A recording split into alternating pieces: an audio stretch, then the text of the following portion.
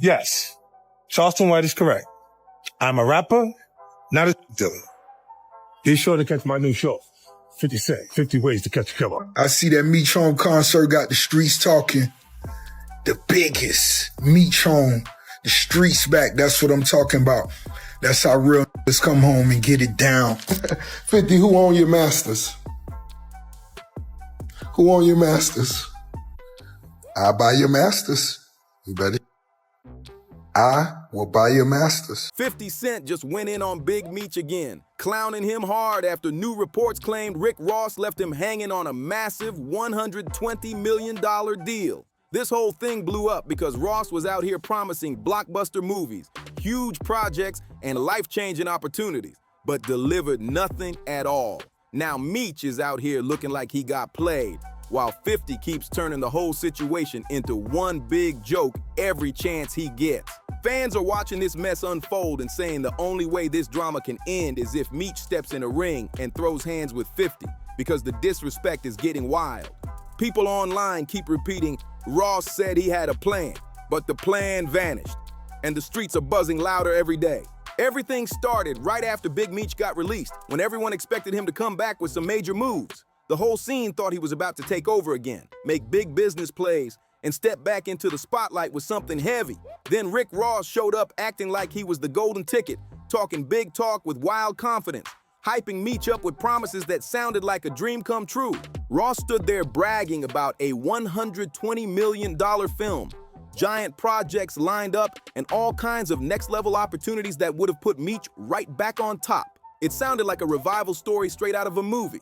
And just to show how bold the promises were, here's the clip where Ross laid everything out loud and clear, talking like he already had the contract signed and the cameras rolling. I do want to do a BMF film because you've been entertained by a lackluster, small budget series. Now it's time to do a big budget film. Which director? Shout out to my homie, F. Gary Gray, Antoine Foucault, what's up? Tarantino, there's a lot of legends. This is gonna be big, I can feel it. On paper, it really looked like Big Meech was finally about to cash in on his legend status, like everything was lining up for a major comeback.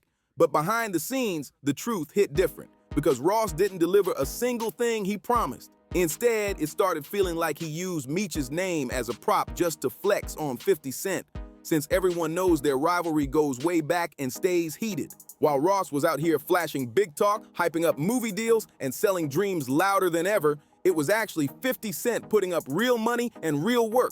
50's the one who backed the whole BMF show with his own pockets, making sure the story even got a chance to hit TV in the first place. He's the one who paid for Lil Meech's acting classes so he could step into the role the right way, and he's the one who handed him the spotlight so he could shine for real.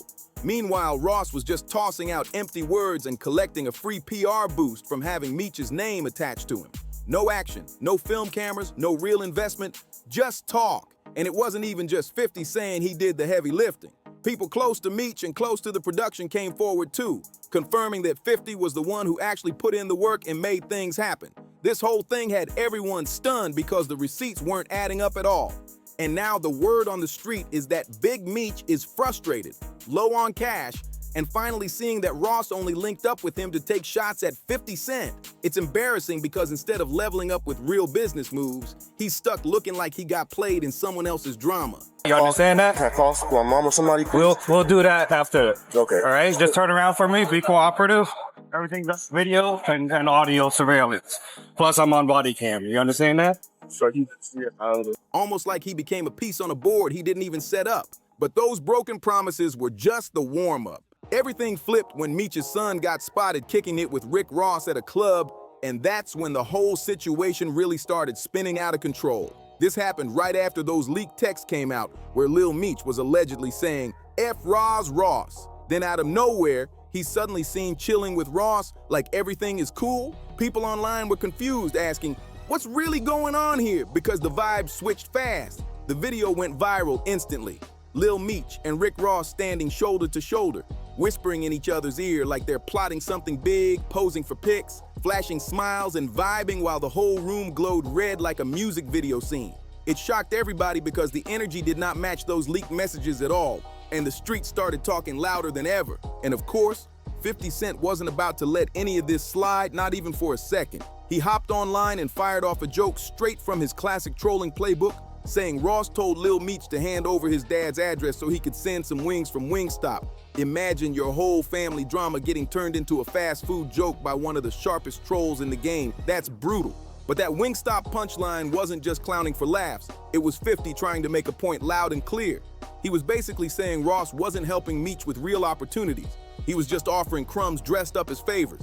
It hit hard because the streets could feel the message behind the joke, and it made the whole situation look even messier. Then things got even wilder when 50 revealed something heavy about Lil Meech behind the scenes. Out of nowhere, he dropped a now-deleted post talking about how he personally had to send Lil Meech to rehab because the situation on set was getting out of control. I feel bad for Lil Meech. I don't feel bad for no grown man on this planet.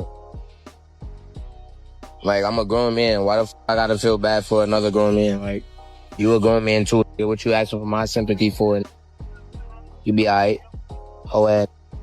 He said Meech was pulling up on set lit, not focused, even throwing up during a weapons test because he wasn't in the right state. That shocked everybody. Then, according to 50, they found whippets in Lil Meech's truck, and 50 said he didn't even know what they were at first. He joked that he had to search it up himself just to understand what he was dealing with, which made the whole thing sound even more hectic. The way he told the story, he made himself look like the responsible one stepping in to keep the show together while Big Meech was hyping up the same habits that were dragging his son down.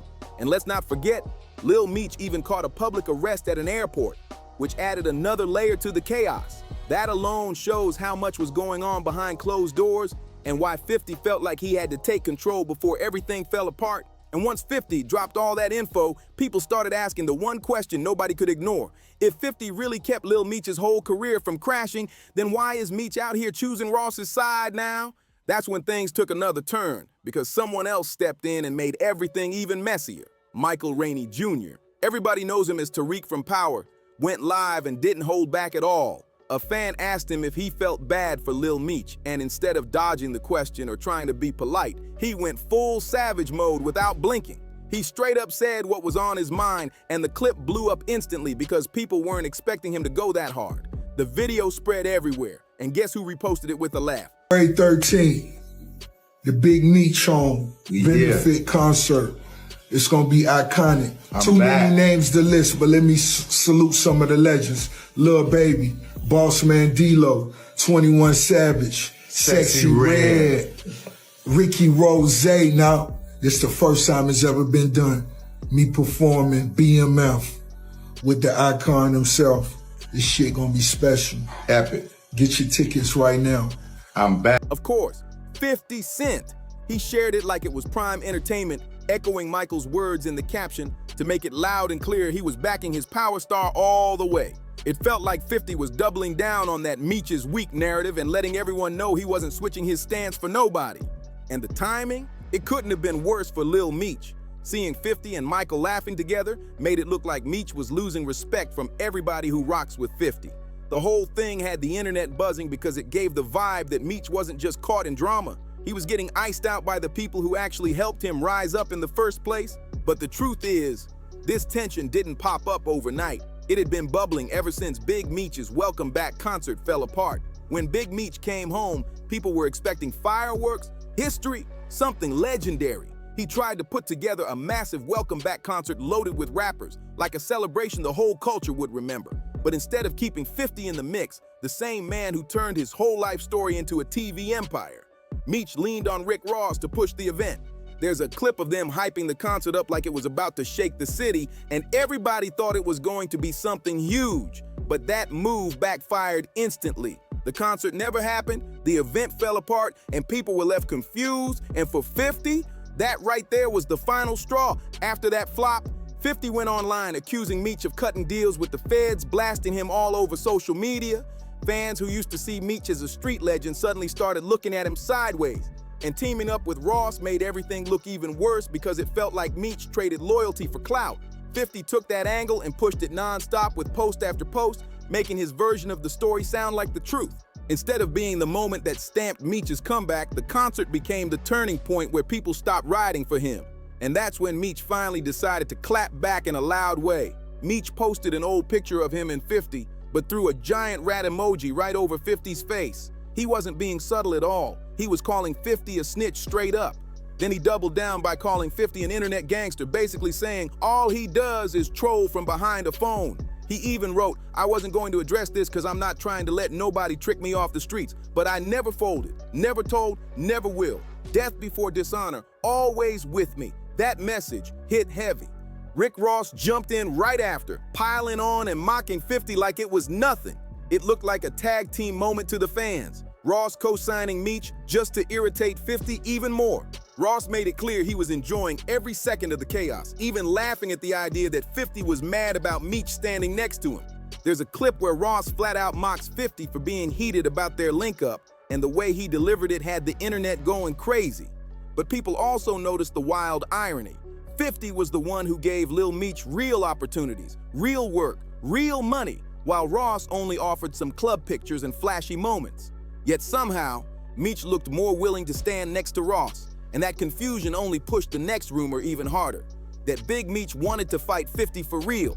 After the rat emoji post and Ross's non-stop trolling, the internet went crazy with talk about a possible boxing match between 50 and Meech. Some people thought the idea was entertaining, while others said it was sad to see Meech reduced to celebrity boxing just to feel validated. But what made the rumor explode wasn't fans, it was Meech himself.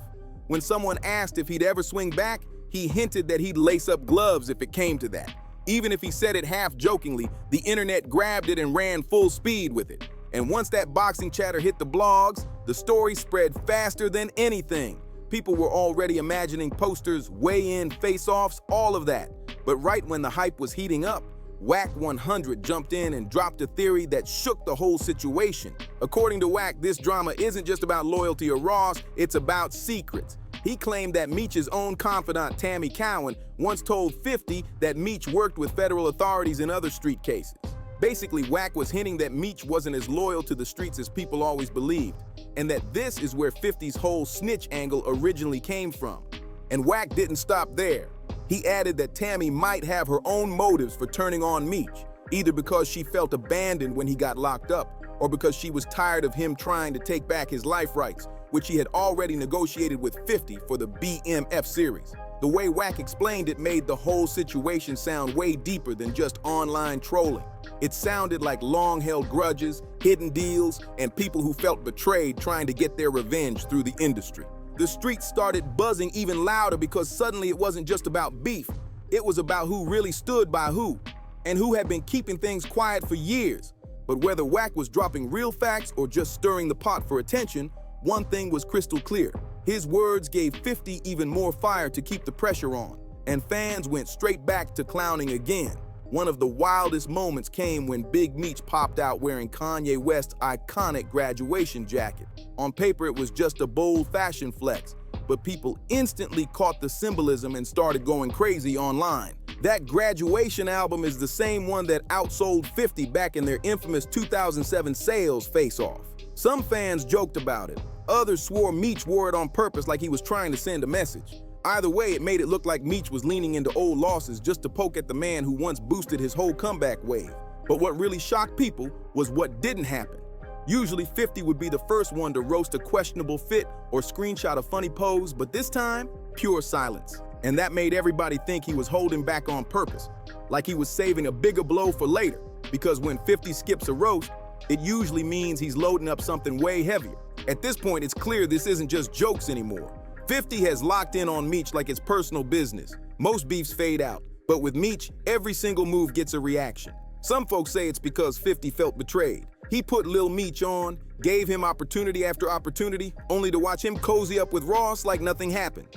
Others say it's about dominance. 50 doesn't like losing ground to anybody, and he's not built to let someone cross him without consequences. Letting Meech slide would make him look soft, and 50 has never played that role. And if this ever jumps from Instagram comments to an actual fight in the ring, it won't look like simple entertainment anymore. It'll be the final chapter of a feud that's already gone way too far.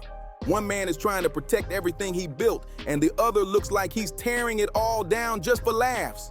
And the way this story keeps escalating, it feels less like wild rumors and more like the next move waiting to drop. So before the next twist hits, make sure you like, share, subscribe.